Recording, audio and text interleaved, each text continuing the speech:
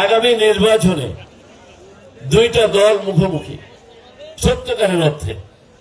একটা বাংলাদেশ জাতীয়তাবাদী দলের ধানের শীষ, আর একটা হল জামাত ইসলাম বাংলাদেশের দাঁড়িপাল্লা। আপনাদের কাছে আমি কিছু প্রশ্ন রাখবো। 1971 সালে যে মুক্তিযুদ্ধে আমি ঝাঁপাই পড়েছিলাম এবং আমার নেতা শহীদ রাষ্ট্রপতি জিয়াউর রহমান সাহেব যে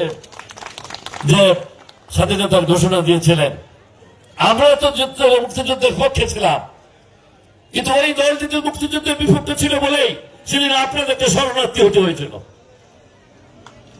আপনাদের যানবাহনের নিরাপত্তা ছিল না, আপনাদের বাড়ি ঘর অনেক নষ্ট হয়েছিল, আপনাদের সম্পদ নষ্ট হয়েছিল, আপনারা শরণার্থী হয়েছিলেন পার্শ্ববর্তী রাষ্ট্রে। তাদের জন্য ডোন্ট ফরগেট, এটা ভুলে যাবেন না।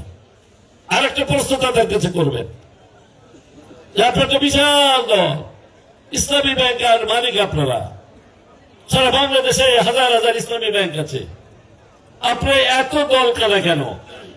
আপনারা সার্বজনীন না কেন? আপনাদের ব্যাংকে আমাদের কয়টা ছেলে মেয়ে চাকরি করে? সবই তো আপনাদের শিবিরের এবং আপনাদের দলের ছেলেরা চাকরি করে। তাহলে আপনারা যদি সেক্ষেত্রে সার্বজনীন না হইতে পারেন, তাহলে দেশের 18 কোটি মানুষের জন্য আপনারা কিভাবে সার্বজনীন হবে?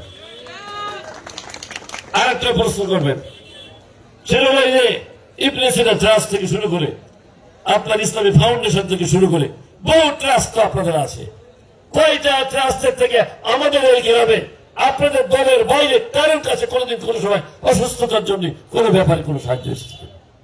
জিজ্ঞেস করবেন।